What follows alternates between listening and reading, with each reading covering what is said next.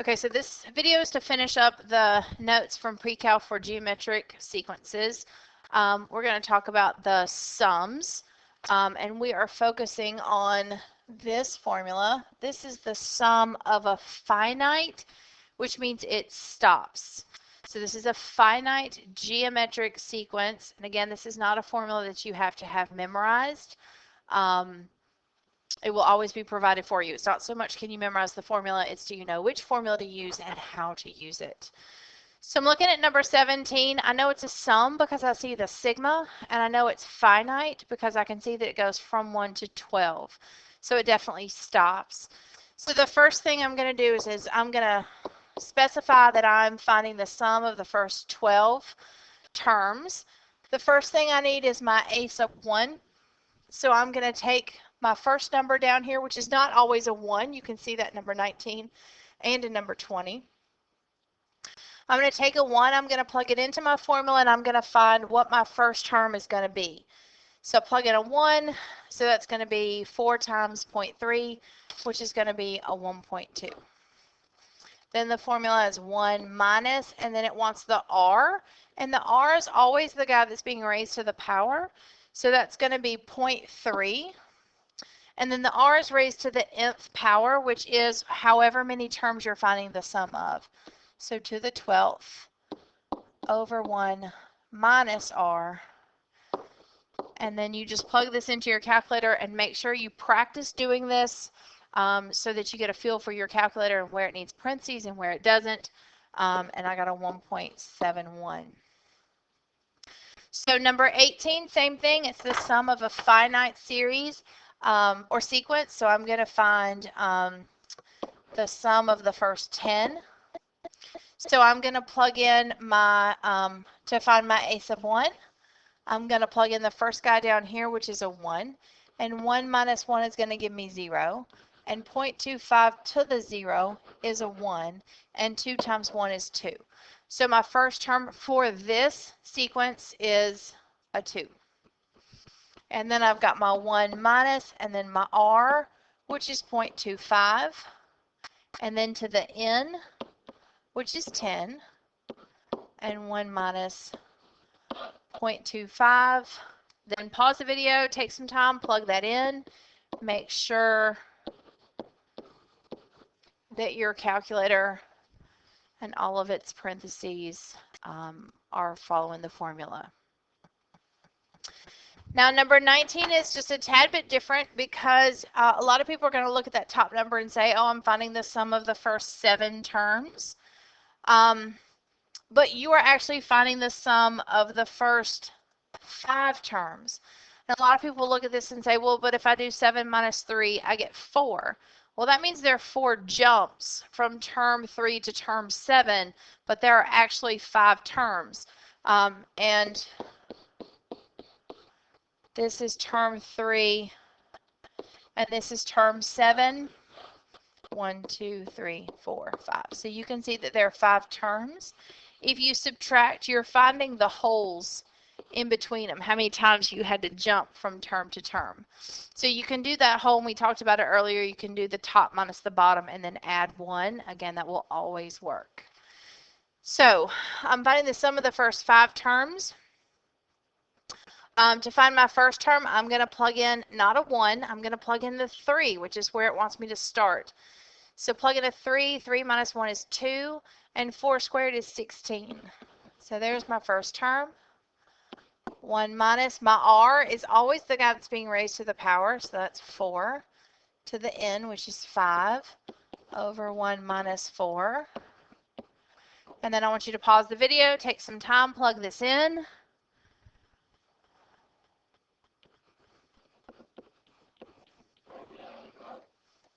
And I got 5,456. Now the reason this one is so big and the other 2 are small is because my r is bigger than 1. On 17 and 18, my r's were both fractions that were smaller than 1. So I'm multiplying by 1/3 or 1/4. So the numbers in my sequence are going to be getting smaller. So my sum is going to be very small. Number 19, my r is a full-on 4, which is much bigger than 1. So these numbers are going to be getting large quickly. Last one, number 20. I'm finding the sum of the first 13 terms. So again, it's not 12. You can do the 12 minus 0 and then add 1. But there are 13 terms from 0 to 12. There are 12 terms from 1 to 12. But if you're starting at 0, it's going to add 1 more to your terms. Then to find my first term, I'm going to plug in my starting point, which is a 0. So if I plug that into my n, this whole piece is going to go to 1. And then 1 times 4 is 4. And then 1 minus, my r is a 0.3 to the 13th over 1 minus 0.3. And again, take some time to plug that in. I know this one's not going to be ginormous because my r is less than 1. And I got 5.71. So pretty straightforward. Just make sure you're super clear on what your n is. And make sure you're comfortable with your calculator. Okay, so now this is a crazy thing to think about. You're going to find the sum of an infinite geometric sequence. So guys, this is a sequence of numbers that goes on forever, never stops, yet you're going to find the sum of it. You're going to find a value of its total, even though it never stops. And we've talked about this earlier in class. The only way you can do this is if it converges, which means my r has to be less than 1. So you'll see in all these examples that your r is less than 1. You cannot find the sum of an infinite geometric sequence that diverges. It cannot happen because it's just going to get infinitely bigger. Okay, so here's the formula I'm looking for. So I'm finding an infinite sum, so I'm just going to put my little infinity symbol down there. And at first it just wants the first term, so I'm going to plug in a 0 to my n. So that's going to make this go to 1, and 1 times 4 is 4. And then it's 1 minus my r, which is 0.6. When you type this in, make sure you put the bottom in parentheses. So take a second and type that in, and you're getting a 10. Now, let's be clear about what this means. You're not ever actually going to get a sum of 10. This approaches a 10. So you're going to get like 9.99999, and you're going to be adding such small microscopic numbers that you're never, ever, ever going to break 10. So it's kind of like a limit, which is more of a calculus topic. But it's the foundation for limits. So the sum is actually headed towards a 10, but it won't actually ever get there. Number 22, I know it's an infinite sum. I need my first term, so I'm going to plug in a 0. So that's going to make this go to 1, and 1 times 5 is 5, over 1 minus a 0.5. And again, you're going to be super careful typing this in, making sure that you put the denominator in parentheses. And again, we get a 10. Please don't think that's a theme that just happens to happen where you get the same answer twice. But these sums are tons of other numbers besides 10. Number 23, again, I can tell that this is an infinite series. So I'm finding the sum of an infinite series. I'm going to plug my 0 in because that's telling me where to start. N for n, so that's just going to give me a 7 over 1 minus 1/3. Honestly, I can do this one. 1 minus 1/3 is 2/3. And then if I just go to Bojangles, that's 21 over 2.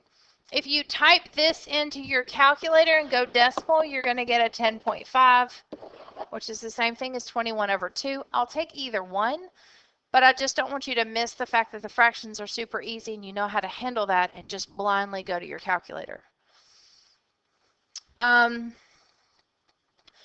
24 through 26, number one, I can tell that I want the sum because I see the plus signs. I know it's infinite because it has the dot, dot, dot. And I know it's geometric because I can see that I'm multiplying by 0.1 each time. So I can do this. First term's a 3 So that gives me,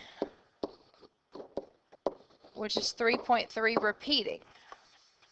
But honestly, guys, if you look at, especially for number 24, if you look at this, you can see that it's going to be 3.333, and it goes on, so the pattern's going to continue, which would give you that answer. 25 isn't as obvious. I know it's an infinite series, so I know I'm finding the sum of an infinite series, and then I need to find my first term, which is the 5. Now I need to find my r. Well, now remember, r is multiplying or dividing. So how can I get from a 5 to a 1 with multiplying or dividing? Well, I can multiply by 1/5. And then 1 times 1/5 is 0.2. And 0.2 times 1/5 is 0.04. So you can always just take this guy and divide him by this guy, or you can take this guy and divide him by this guy to get your r. And again, this one's nice and fractiony. So 25 over 4, which is 6 1/4 or 6.25. Any of those answers would be fine.